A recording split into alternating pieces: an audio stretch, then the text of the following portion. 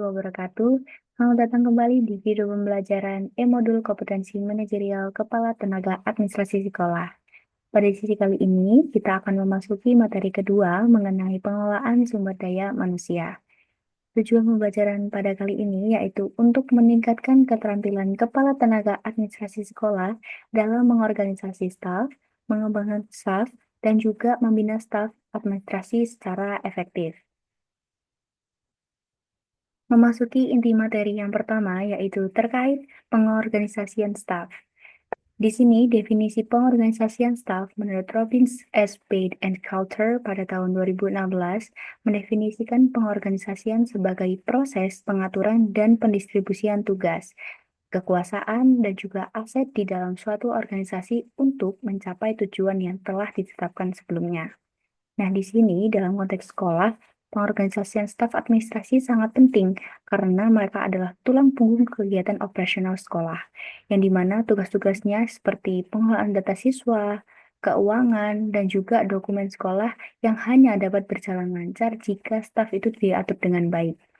Nah, tanpa struktur yang jelas, pekerjaan bisa saling tumpang tindih atau malah terabaikan. Oleh karena itu, pengorganisasian menjadi dasar yang kuat untuk memastikan semua fungsi administrasi berjalan selaras dan juga mendukung pencapaian tujuan pendidikan. Nah, di sini kepala staf administrasi memiliki peran penting dalam memastikan bahwa tidak hanya jumlah staf yang cukup, tetapi juga penempatan tugasnya sesuai dengan keahlian masing-masing. Nah, misalnya, staf yang ahli dalam keuangan sebaiknya ditempatkan untuk mengelola anggaran dan laporan keuangan. Sementara staf yang terampil dalam pengelolaan data akademik sebaiknya fokusnya pada pengelolaan nilai data siswa. Nah, di mana kepala staf administrasi juga harus membuat struktur organisasi yang memudahkan alur kerja dan komunikasi antar stafnya. Dalam mengorganisasikan atau mengelola staf tentunya terdapat beberapa tantangan dan dalam prakteknya seringkali ditemukan staf itu mengerjakan terlalu banyak hal, sementara yang lainnya itu sedikit, sehingga tidak seimbang.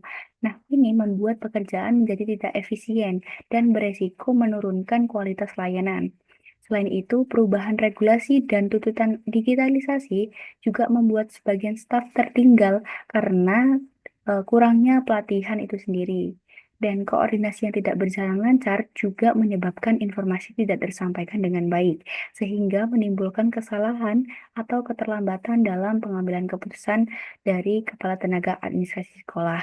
Nah, untuk menyelesaikan tantangan-tantangan yang ada, terdapat pula solusi untuk pengorganisasian ini. Yang pertama, teknologi juga dapat membantu menyelesaikan banyak masalah pengorganisasian.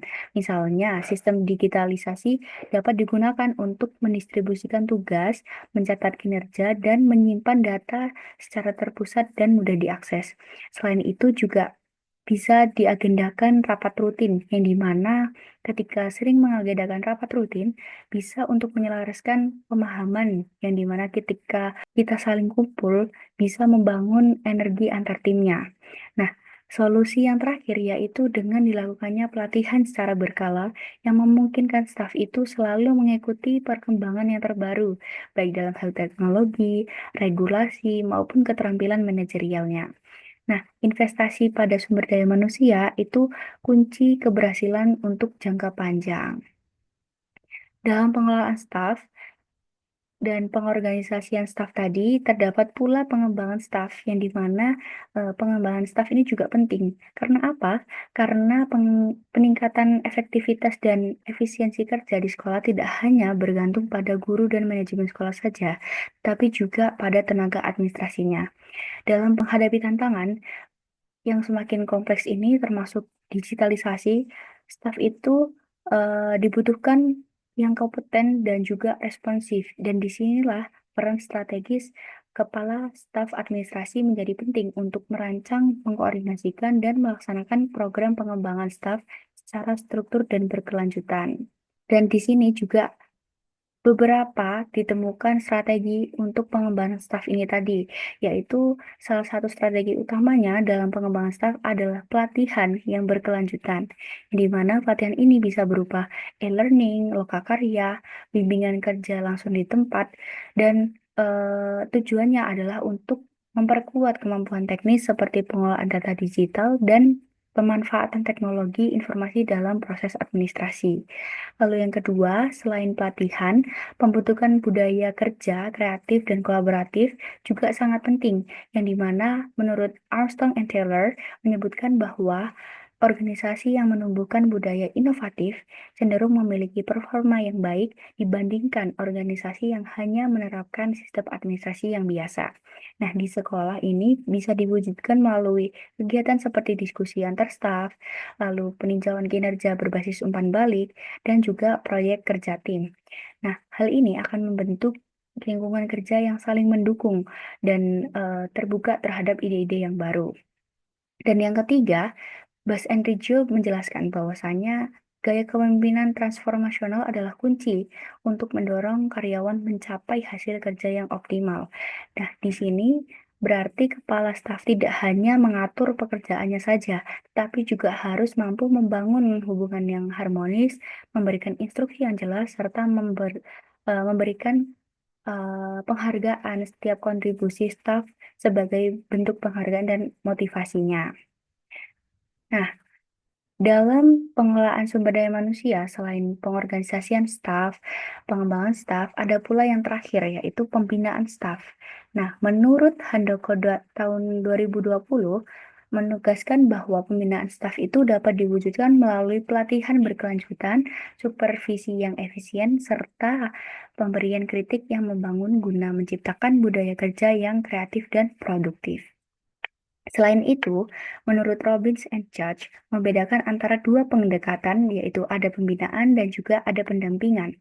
Nah, untuk pembinaan, berorientasi pada keterampilan kerja langsung seperti penggunaan perangkat lunak administrasi, sementara pendampingan itu lebih kepada eh, aspek emosional dan perencanaan karir ke depannya.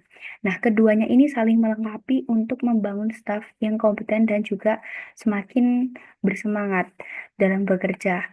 Nah, karena pemimpin yang memberikan arahan yang jelas itu juga melibatkan